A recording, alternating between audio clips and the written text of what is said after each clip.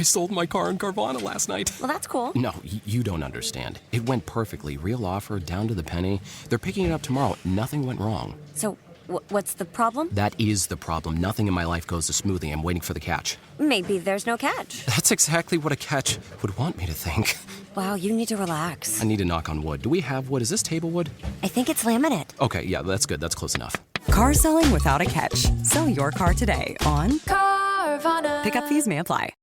It's time for the Larry H. Miller Utah Summer Games at Southern Utah University in Cedar City. Register today to participate in the 40th anniversary season of a Utah sports tradition at utahsummergames.org. Participate in over 50 sports around the state. Then plan to join the opening ceremonies Friday, June 5th, presented by State Bank of Southern Utah.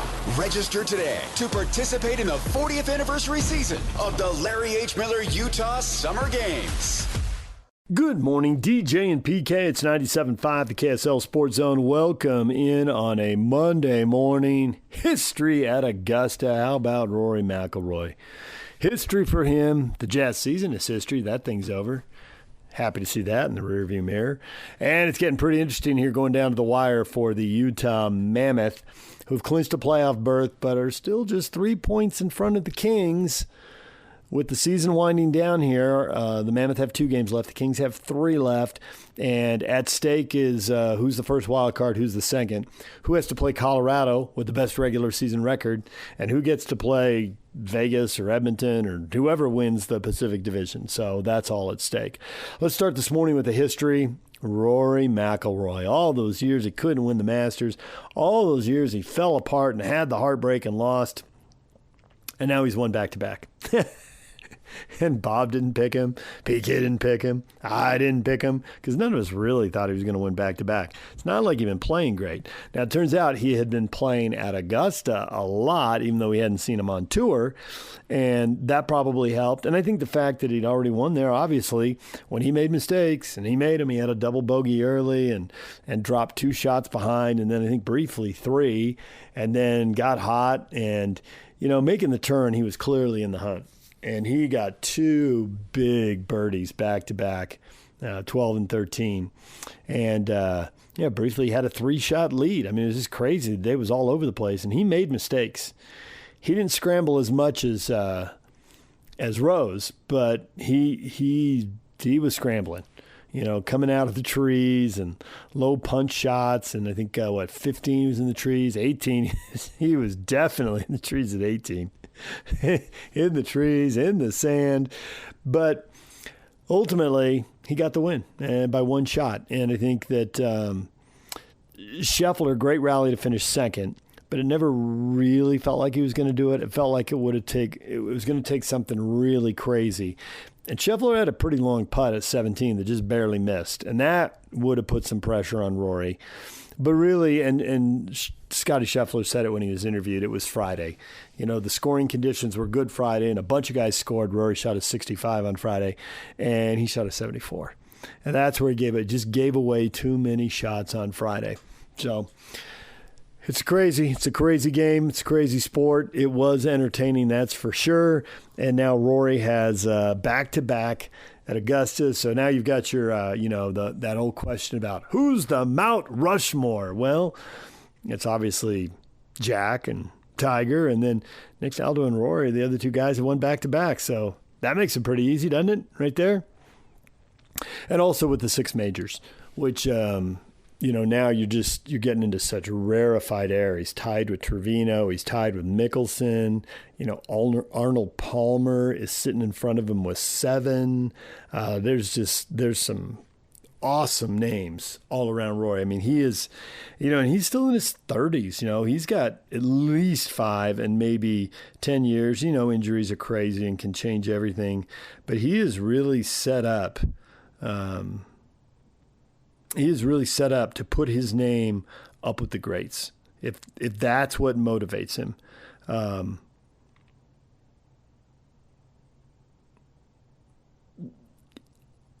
And it will to a point.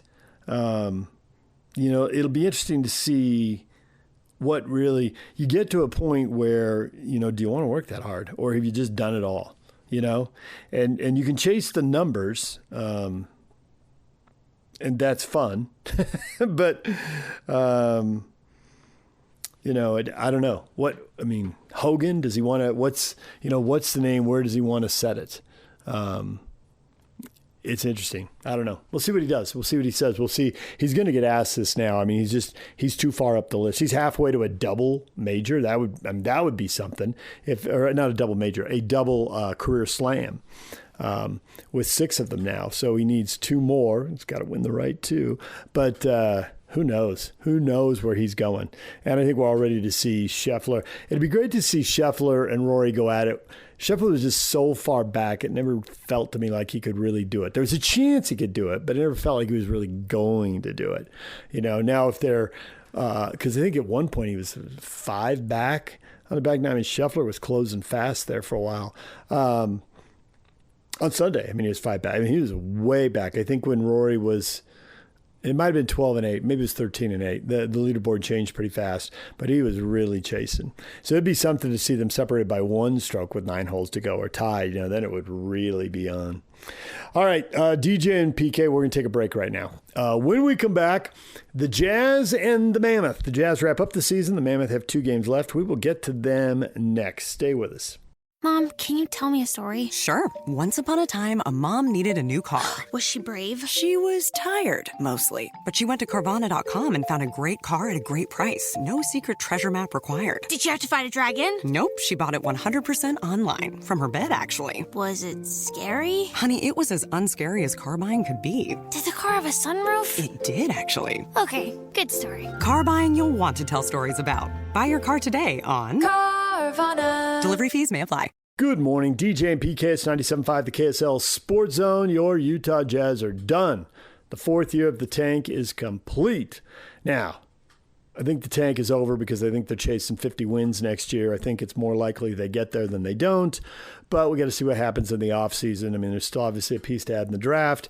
And then there's, probably a couple veterans to add through free agency or trade in the summer. And who knows, maybe there's a draft day trade. The Jazz could get unlucky with the draft pick, and they could end up drafting 6th or 7th, and maybe they move it. Who knows what's going to happen, right? The dream is they get the number 1 pick and they get A.J. DeBonsa, and we'll see. We'll see if that happens. Sacramento and Utah both won on Friday and then both lost on Sunday, so they're tied for the 4th and 5th worst record in the NBA. So we'll see how all of this plays out. May 10 is the next date. That's the draft lottery. That's when we find out where the Jazz are going to draft. 1, 2, 3, 4, 5, 6, 7. What's it going to be? Where are they going to be?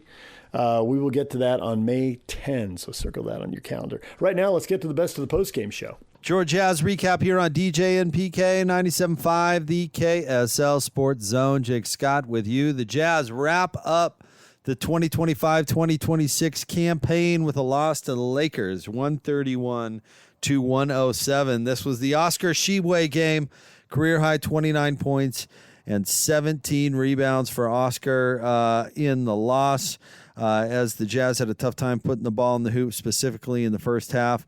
LeBron James had 18 points for the Lakers. Rui and DeAndre Ayton both had 22. But let's get to the postgame sound. Here's Jazz head coach Will Hardy and his final postgame media op. That our guys have represented themselves and our organization all year. It's an incredible group of human beings. I feel lucky to have gotten to coach this group every night. You guys get to see them on the court. You get to see them some at practice and shoot-arounds, but the fiber of the team is all the things that happen, behind the scenes. And it's a special group of guys. Every year has its good parts, its bad parts, but the human experience is the piece that we all cherish. It's why you're a part of team sports. It's why you guys cover team sports. It's why the fans watch. It's always bittersweet at the end, but this is an amazing group of young men. When you look at some of the young guys who took big leaps this year, like Cody, Bryce, Flip, Isaiah, what are you hoping they take away from this season? Because they saw a lot of opportunity. So what do you want them to carry into the summer? Yeah, I think more than anything, they need to decompress so they can separate what's real and what's not. All of them have positive things to draw on, and that obviously can add fuel to your fire. And then there's the parts that didn't go as well, and you have to be willing to address those so you can face them head on. We have on the board, on the wall in our film room, a quote from James Baldwin that says, "Not everything that is faced can be changed, but nothing can be changed until it is faced." And that's part of these guys' process, is they have to really look in the mirror, and we have to help them with what to focus on. But there's so many good things for all these guys to draw on going into the summer, and hopefully they'll use that as fuel. As much as you love basketball, there's no game tomorrow. Is there a feeling of relief, sadness, glad it's over, wish you could keep going? How do you feel about that? Yeah, the end of the season always sucks. This is such a big part of all of our lives. It's, those of us that are lucky enough to have families or kids, there's that part of your life, and this is, every team, we're a pretty weird, dysfunctional family also, and you get used to seeing the same people every day. The season keeps you in a rhythm. The schedule sort of saves you at times, so the end of the season is never fun. I don't know if it's relief or sadness or a combination of 8 different emotions. That's probably more accurate because you kind of go through all of them in different moments. But more than anything, I know that in the background of my brain or in the background of, my nervous system, it's a lot of excitement about what's next and the opportunity to continue to build with this group. And, we always talk about players in the off season and how they need to improve, and this person can work on this and this person can work on that. But as a staff, we have to seek to be better as well. And we have to evaluate ourselves. And, most importantly, I need to evaluate myself on the areas that I can really improve so that I can help our group better. But I probably won't do that tomorrow. Probably take a few days and let it all wash away, and hopefully can come back to the table with a little bit more of a level viewpoint. The end of the season is... That's Jazz head coach Will Hardy, and the season is a wrap. The Jazz finished the season as 22-60, at 22-60, capped off with a loss to the Lakers, 131-107. All right, there's the best of the Jazz postgame show. Their 82 games are done. Austin Ainge is going to meet with the media informally, no microphones, no cameras, at 7:30. Then 8 o'clock, we're supposed to carry, with microphones apparently, we're supposed to carry live Will Hardy's season-ending chat with the media, so stay tuned for that. Now for the Utah Mammoth, the season ends Thursday. They've got 2 games to play. The Kings are 3 points behind them. The Kings have 3 games to play, all on the road, Monday, Tuesday, Thursday. They have a road back-to-back, Seattle and Vancouver, and then they wrap up in Calgary Thursday. Now, if they were only to get 2 points in those games, then the Mammoth don't have to do anything. But if they get 6, they could move from 87 to 93. That would put the pressure on the Mammoth to win both of their last 2 games. So we'll see how that works out. We'll get a clue tonight. The Mammoth are off tonight. They're back at it tomorrow. Seattle is playing tonight. The LA Kings are playing tonight in Seattle. All right, for more, let's get to the best of postgame show. Opportunity slips through their fingers as the Mammoth get beat 4-1. Let's get to the best of the postgame show.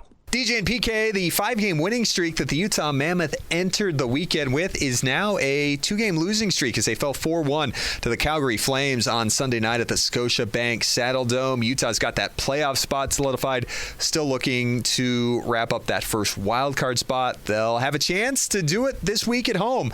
They host Winnipeg on Tuesday at 7 and the St. Louis Blues on Thursday at 5:30. We'll have all the action for you right here on 97.5, the KSL Sports Zone. For Utah, Sunday, things were just a little off from the outset. Matt Coronado's 18th of the year made it 1-0, 7:06 into the first. 1 minute and 21 seconds later, the Flames made it a 2-0 score. For Utah, between the pipes, Vitek Vanacek got the start in goal for the Mammoth. Karel Vejmelka did not dress in the contest, with the Mammoth having 3 regular season games left. The matter for which he did not dress was not disclosed, but Matt Villalta was called up from the AHL's Tucson Roadrunners to handle that. And Vitek Vanacek, one of many nights this year where he just didn't get a lot of goal support, but he did make a pretty good save or two.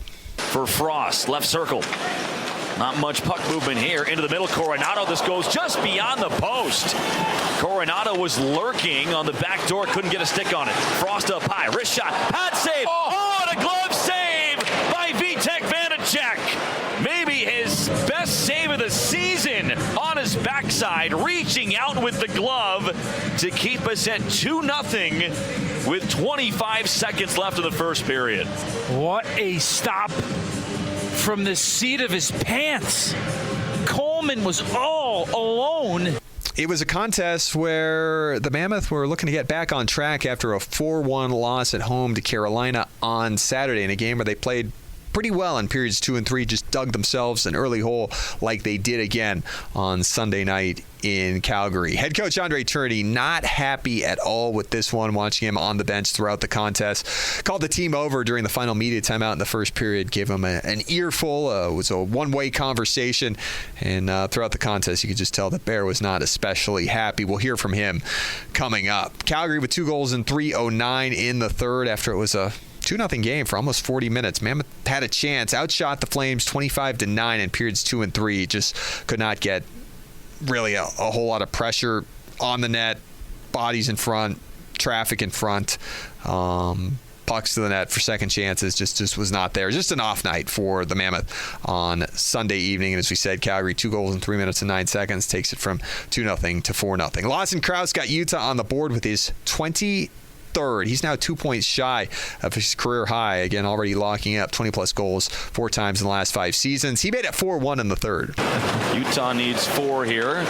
Up ahead is Keller, splitting the D. Back for Lawson Krause. A wrist shot, scores! Lawson Krause flings one in, and the Mammoth are on the board with 8:40 to go in the third period. Krause with the drive from the right circle, and Dustin Wolf's second shutout bid of the year against Utah is over. Oh, a gorgeous quick up pass from the former Flame, Mackenzie Weegar.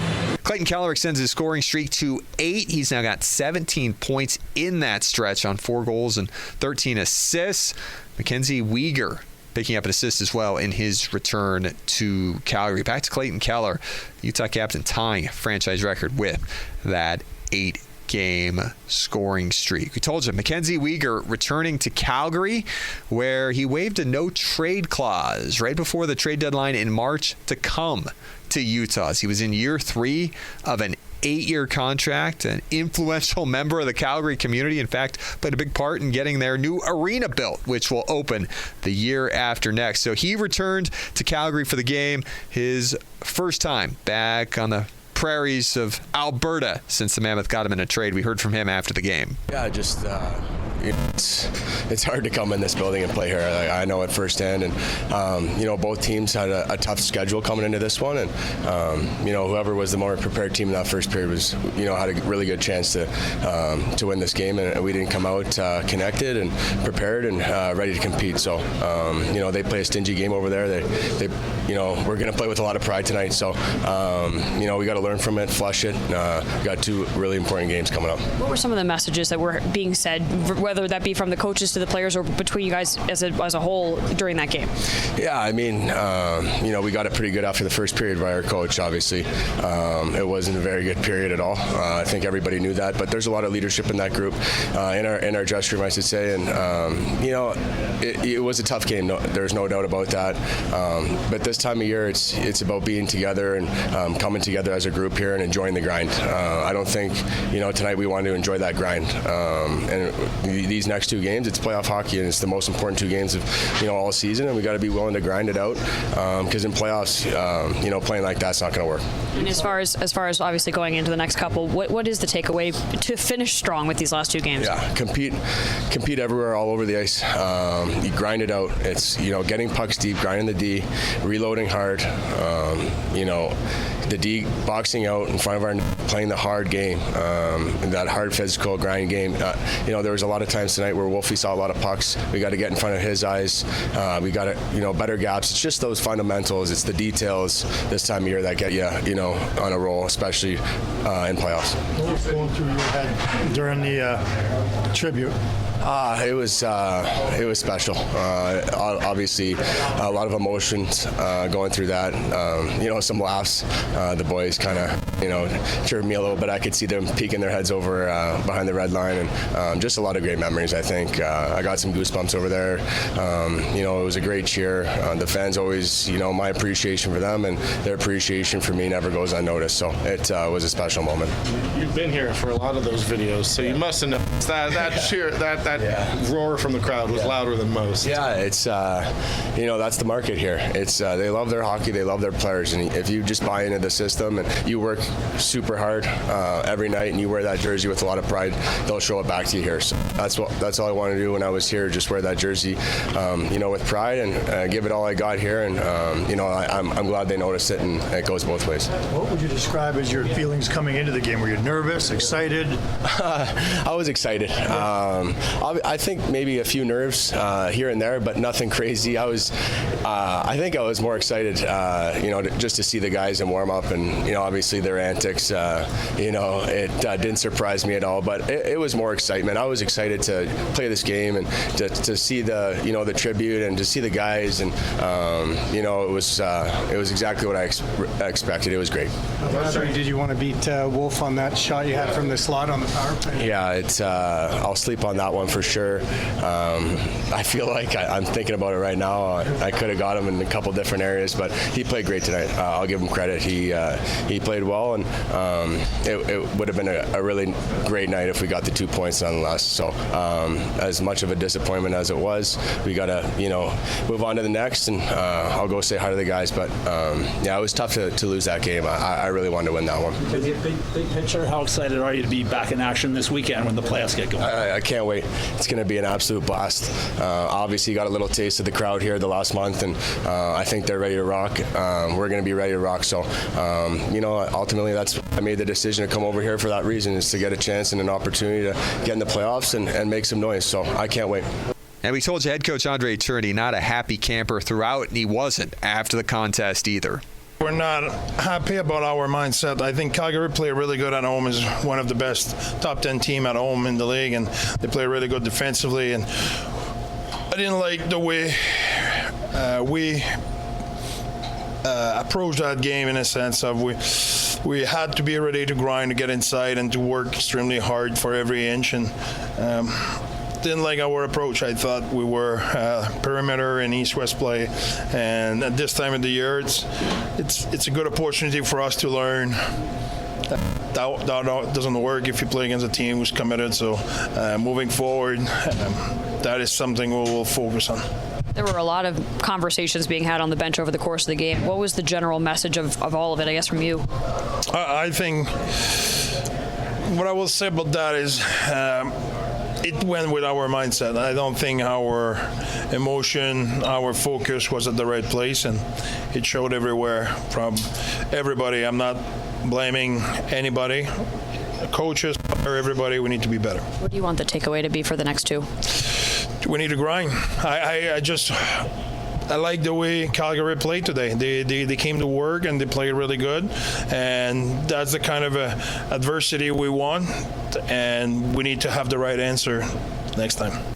So the Mammoth have a magic number of 3 to clinch that first wild card spot. Again, hosting Winnipeg Tuesday, St. Louis Thursday. And again, take note of that 5:30 p.m. Fan Appreciation Night start for national TV for ESPN on Thursday night. LA, the team they're trying to fend off, at Seattle tonight, at Vancouver tomorrow, at Calgary on Thursday. So the Kings, a pretty favorable schedule there on the road. They've won 4 straight games. The Mammoth going to look to win their way into that first wild card spot.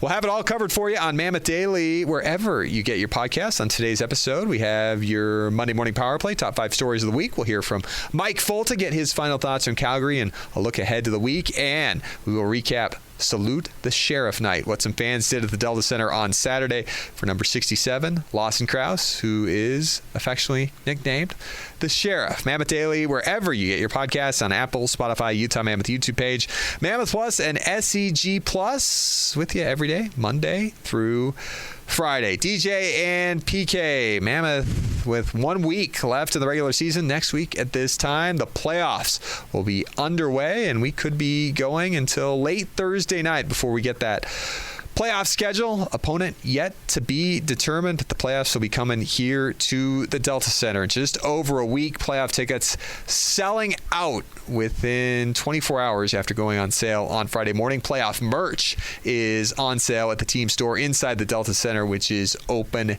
daily at 11 a.m. For more on the Mammoth, check out UtahMammoth.com, and I'll talk to you coming up Wednesday morning and hopefully recap a first wildcard position clinching victory against the Winnipeg Jets. All right, there is the best of the postgame show as the Utah Mammoth lose. We are going to take a break. When we come back, David Locke talking Jazz. Stay with us. This episode is brought to you by Progressive Insurance. Do you ever think about switching insurance companies to see if you could save some cash? Progressive makes it easy. Just drop in some details about yourself and see if you're eligible to save money when you bundle your home and auto policies. The process only takes minutes, and it could mean hundreds more in your pocket. Visit Progressive.com after this episode to see if you could save. Progressive Casualty Insurance Company and Affiliates. Potential savings will vary. Not available in all states. Make game day yours. Tickets, food and drinks, stats, and streaming. Everything you need is in the Utah Mammoth app. Download today and make game night easy. Download on both Android and iPhone. Just top. I sold my car in Carvana last night. Well, that's cool. No, you don't understand. It went perfectly. Real offer, down to the penny. They're picking it up tomorrow. Nothing went wrong. So, what's the problem? That is the problem. Nothing in my life goes as smoothly. I'm waiting for the catch. Maybe there's no catch. That's exactly what a catch would want me to think. Wow, you need to relax. I need to knock on wood. Do we have wood? Is this table wood? I think it's laminate. Okay, yeah, that's good. That's close enough. Car selling without a catch. Sell your car today on Carvana. Pickup fees may apply. Good morning, DJ and PK. It's 97.5, the KSL Sports Zone. David Locke joined us late in the show on Friday. A look into the Jazz future. Here's David with PK and I. David, good morning. Good morning, David. Good morning, Patrick. Two of the greats of all time. Once again, a complete honor. Spend time with you on a Friday. It completes my week. It completes me as a human. It makes me feel better about myself that I'm willing to sacrifice for two crazy fools. It's all good. I agree. I want to hit you with a question of the morning in honor of the regular season wrapping up here. Yeah. Do the Jazz really have the best fans in the NBA? Now, PK would like a subjective discussion full of, debate and back and forth. You know me, I always like the objective stuff, right? What's attendance like? What are your social media numbers? What are your TV ratings? There's also the vibe walking around town, and I don't know how many people get to walk around more NBA towns than you. It's part of the job. You can measure it any way you want. What do you think? No, I mean, I think I kind of can hear you saying, like, well, everyone says they have the best fans, right? Yeah. So I've always said that I thought the best fans in the NBA were when the Warriors were in Oakland, because those teams weren't good and that place was packed every time. There was nothing about it. And so I always thought those were the best fans. That's changed because that atmosphere and the access to that building is so dramatically different than it once was. I think our fans have been incredible this year. the Thunder fans are they're really good. That's super easy, right? Like there's very few fan bases that were ever as engaged as we were during the NBA Finals in the 90s. So I think if you kind of look at where the franchise is at the time, we're on top. We seem to be as passionate as anyone, which is easy. But I think the other thing is that, like, we have shown a pretty incredible ability to stay engaged with a really long, difficult process. And that, to me, deserves great accolades. I mean, my Locked On Jazz podcast numbers are still really good and rank in the top 10 of listeners on our network. So I think that has to do, to me, that's a real sign of where our fans are and how committed they are. I don't know how to judge who's the best fans. I also think we have to be careful a little bit with this, and this is where I think Jazz fans are particularly good, and it is a part of our culture in a way differently than a lot of other cities or on par with other cities, is actually the amount of fans that ever get into an arena to watch a team is pretty small, right? So, like, if you actually go to, like, most Jazz fans who really care about the team, a lot of them just don't ever get inside an arena. They either live too far away, their lives don't allow it, they can't afford it, like whatever it might be. And so I sometimes think we have to be really careful about who we're talking about in regards to this fan. And that's why a little bit, like, I know I referenced it and it almost sounds self-promotion, but like the podcast numbers to me are interesting. That's free. And, your listed numbers would be interesting to me. Like, and mine's only on the Jazz. So it's free. It's available. You can go get it. And if you're a fan and you're going to listen to a daily 30-minute podcast, like, you've got to be a really big fan. And unlike your show where someone's tuning in because you guys are just two of the greatest personalities in the whole world, they have to listen to me. So that's way different. They have to really like the team. So I just think that in that sense, I do think that we're a part of the culture and that our community is more engaged in the sport and the team than probably most other communities. And the franchise has now been around long enough that it's been passed generation to generation. So, sorry, super long answer. Wasn't ready for it. Kind of had to think it through. If I were to answer the question, I think it has to do with, are you a part of the culture? Predominant team in the culture, right? So, in Pittsburgh, the Steelers are always going to be better fans than the Pirates because it's part of their culture even more so. I don't know why I use that reference. I was trying to find non-NBA city. Then I think you really have to talk about the fans that aren't in the arena every night. And then I do think you have to talk about the atmosphere in the arena. We're A-plussing all of those across the board. Did you find those numbers spiked at the time of the Jaren Jackson trade? Yeah, they went nuts. Yeah. I mean, there was definitely, like, my audience doubled. Yeah, and I think that's, I had some of the more interesting messages I've had recently is fans have, like, actually said when they're talking about all the tanking stuff, they're like, I actually find this more entertaining than if we were playing to be 36 and 46 so we could have an 8% chance. Like, I thought that was an interesting perspective. Like, it's so clear what's going on. They actually, I can almost get into it. Like, I just get it. Like, it's so obvious, which is a weird concept to, like, where the league's trying to take this. And I think that fans understand what we're doing, where we are, and the Jaren Jackson trade gave us light at the end of the tunnel. Like, right. I did a little bit. I did an ask. My Friday show is like questions from listeners, and what is this year a success? And I was kind of doing the answer, and it's a raging success. But really, the key to the whole thing is that at one point along the way, we suddenly had an exit door, right? Like, it'd be one thing if Keontae had his breakout year, and Lowry proved that he was a top 30 player again, and Ace seems to be all that. We would have called and we still had our draft pick. Those four things were the four goals when the season started. All four of them have happened. But if we only had those four right now, the first question you would ask me is, like, how long are we doing this? That question would still be the number one question being asked. And the fact that that question disappeared in February or January, whenever it was, when we were in Atlanta. February, like, that changed everything. Right. The fact that that question went away changed everything. But if we had those four successes, the goals coming into the season were, number one, keep the pick. Number two, can Lowry reemerge as a top 30 player? If not, you have to make a big decision on Lowry. 3, can any of the young players pop? Keontae popped. And then coupled with Lowry, now you knew you could move forward. And then 4 is Ace Bailey, all that. And I think by the end of the season, it's pretty clear Ace Bailey's all that. So those are all great. But, boy, without Jaren, you're asking me, like, how many wins we're going to get next year. And I'm at, like, well, we'll see what they do in the offseason. And, I don't know. Like, yeah. Right?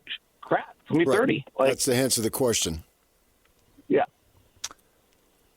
PK asked me what the odds were that the Jazz could win 50 games. Taking 50 wins as a number of, like, that's a pretty good season in the NBA. They're going to be 9 of the 30 teams are going to win 50 games this year. That's 30%. And it's usually somewhere between a quarter and a third of the league, and this year falls right in that range.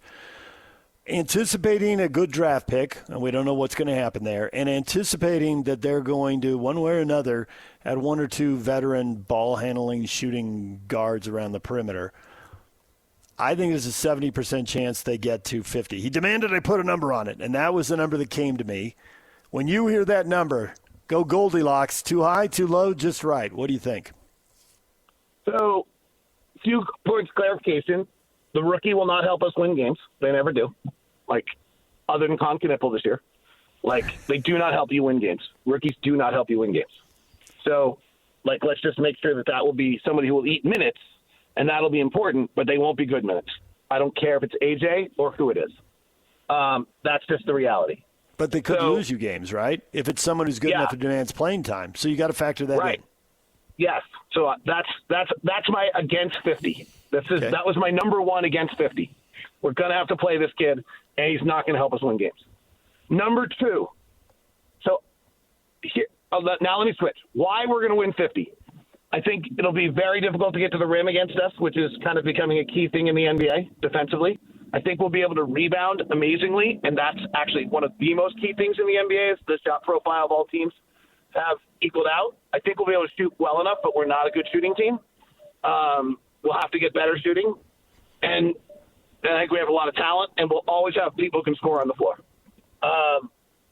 So I think that's a 50-win team. Here's the one thing why I'm concerned we're not going to be able to do that. I watched that Denver-San Antonio game, and I don't know if you guys got a chance to watch that game. I think it was on Amazon Prime or Peacock. I think it was on Amazon Prime. That was incredible. Maybe the best regular season game of the year, or at least one of the top 5 or 10. Our guys have not played in a game like that in 4 years. Yeah. Keontae George has never played in a game like that in his life. And Lowry's never played in a game in his life in a game like that when he's been in this role. He's done it as a fringe player for Cleveland, kind of. He didn't do it ever in Chicago. Our guys have never played in that game. And we're going to lose 3 or 4 games next year because they've never played in that game. And that'll take you from 52 to 48. Then your percentage is lower than 70? Yep. Okay. Understood. But I think, I get it. I look at the roster, and just on that, I'm guessing that every single one of my, numeric projections when I do it in the offseason will pump this team up to 52, 55. But I just think there's some reality of that you still have a young player who's going to hurt you in how they play. Like, if Ace Bailey had played 30 minutes on a good team, you would have lost a lot of games this year. Not a lot, but, 3 or 4. Yeah. And I think we're going to lose 3 or 4 games next year because of the fact that we still do a lot of – this has been probably emotionally trying, and particularly for the coaching staff and everyone involved, but this has been the easiest basketball you could ever play. How great is this? You go out, you hoop, and no one cares. Truly, no one really cares if you win or lose.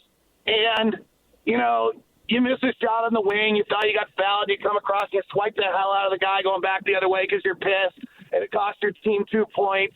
No one's yelling at you for that right now. It's stupid, but no one's yelling at you about it right now.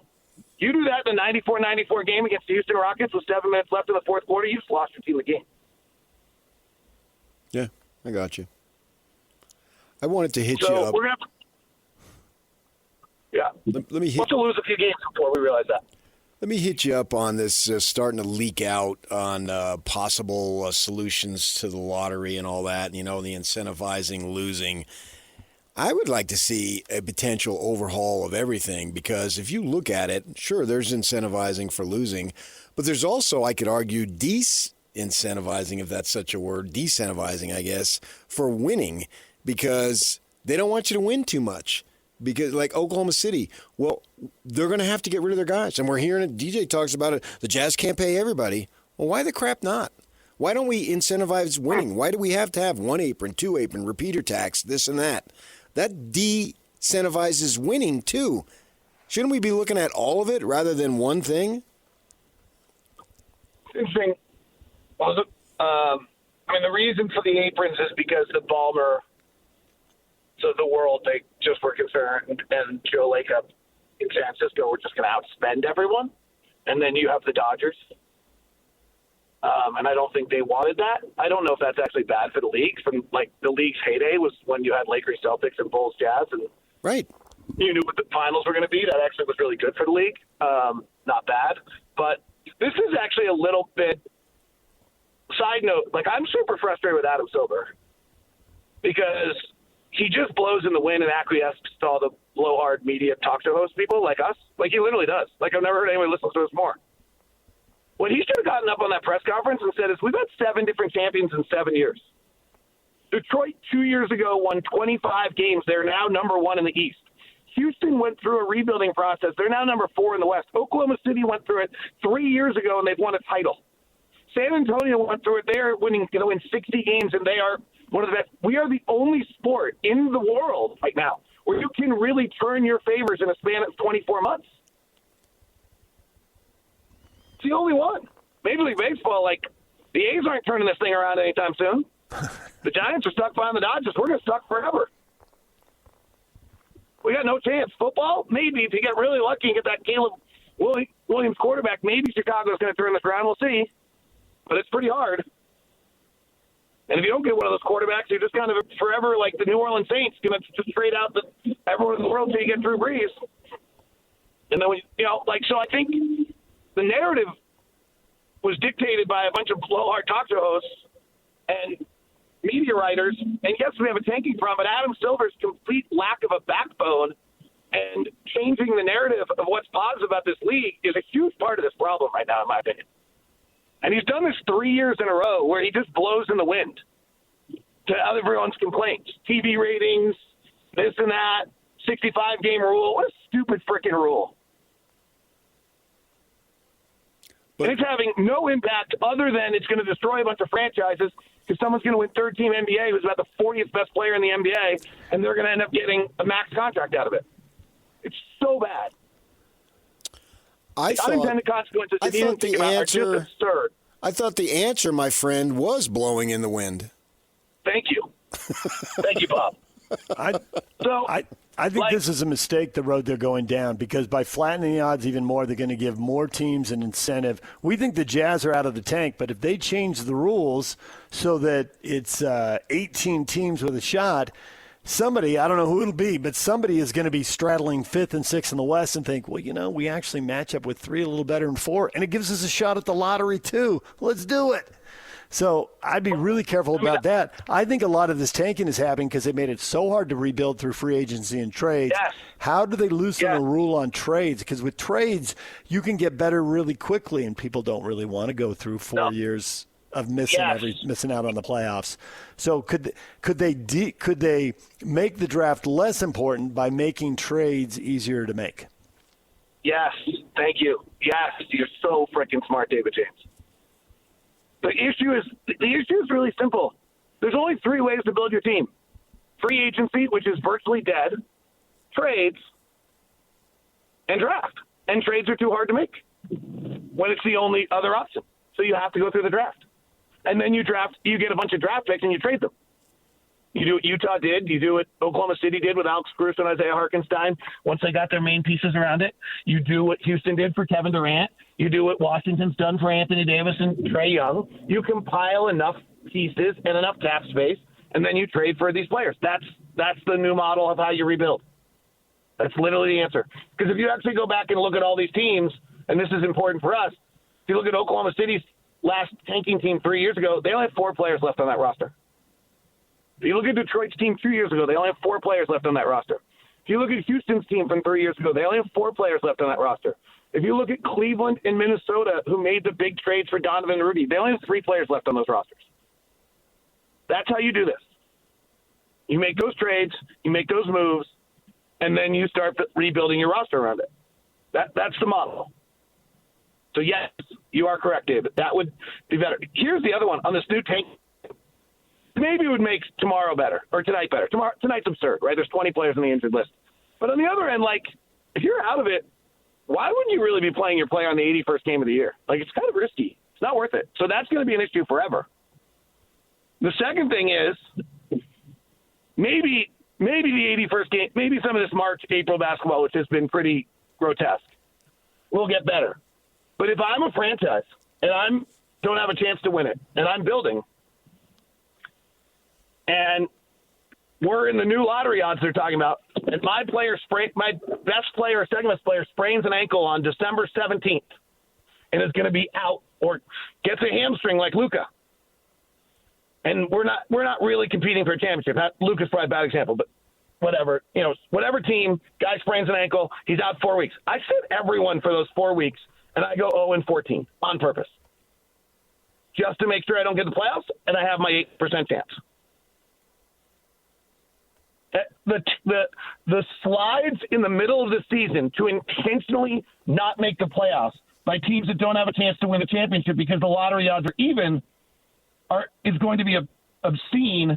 And then the second part of that is that, ironically enough, by flattening these odds and making it hard, you're actually extending people's rebuild. All right, there's David Locke. Let's take a break. When we come back, what is trending? The headlines are next.